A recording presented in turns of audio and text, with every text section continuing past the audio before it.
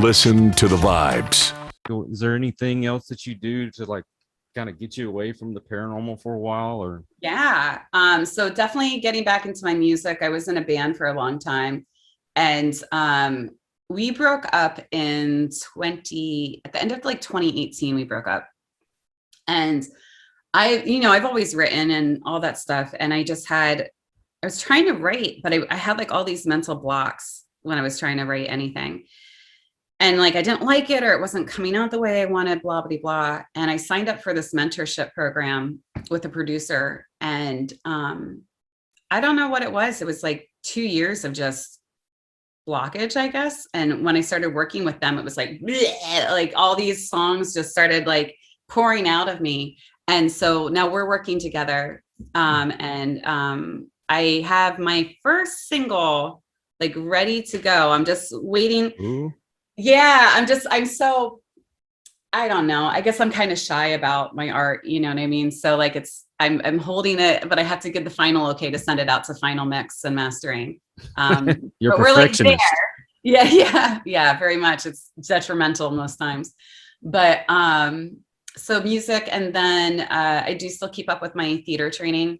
Okay. So before the pandemic, I studied at Royal Academy. Oh wow. In one of their programs. Yeah. So that's always great. And just, I mean, work-wise, I put myself into a lot of different aspects, like producing and everything and writing. But as far as like for fun stuff, what do I do for fun? I like my dog a lot. I hang out with my dog a lot.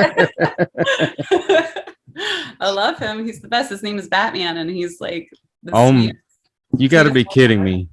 Yeah. My daughter named her dog Bruce because of Batman. Really? Yes. Yeah.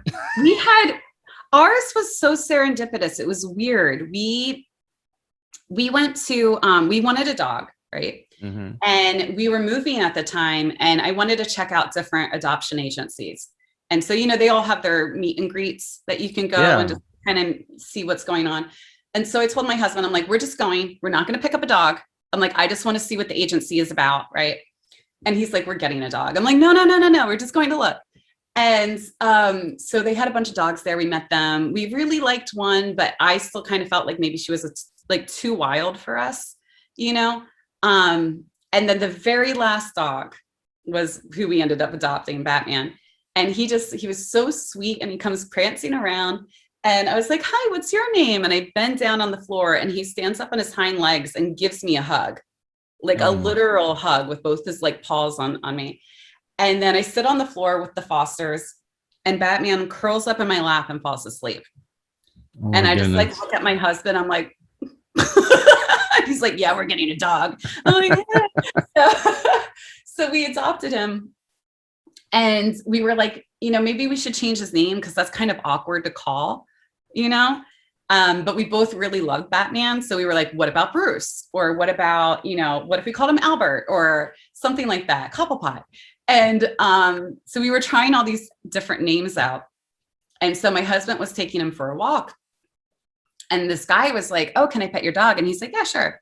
And my husband was like, what's your name? And he's like, oh, I'm Bruce and everything. And he's like, what's your dog's name? And my husband was like, it's Batman. And the guy was like, my middle name's Wayne. So what a small world. Right? Yeah. And then it was like, was it that day, or it was like the next day? It was something like that. His dad and stepmom, they were like, oh, congratulations on moving. Here's a present we picked up for you. And it was like a set of pots and pans, but the brand name was Gotham. Oh, no way.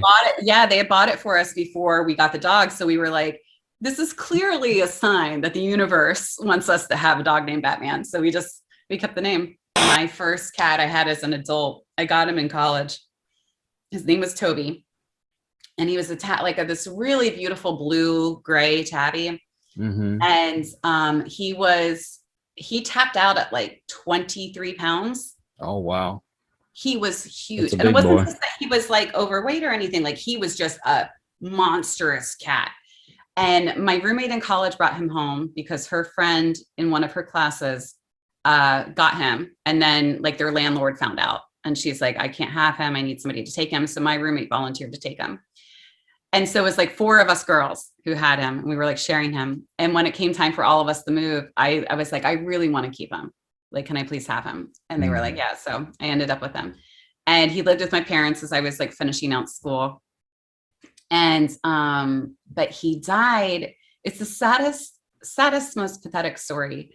Because he died on Christmas, which is terrible. Like me and my husband were out, and we were going to my mom's. He was with my mom, because we lived with my mom for a little bit. And, we came home, and he had like just passed.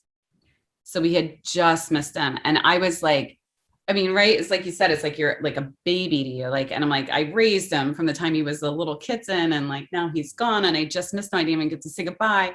So I was sobbing on the floor on Christmas, just sobbing. And I don't know, like sometimes your brain does weird things when you go through grief and loss. And so I'm like, maybe if I breathe into him, he'll come back to life. Right?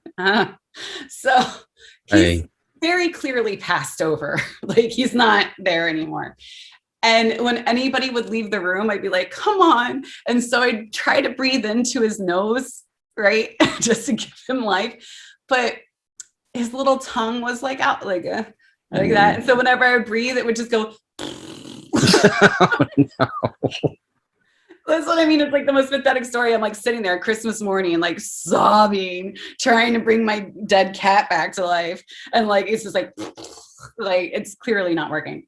So my husband, bless him, I was like, I really need something. Can we just like ink his paws and put it, and then maybe we can frame his paw, like, because I know he died he died at 10, and I didn't. You just kind of think you'll have a cat longer than that. So I never got his impressions of his paws done.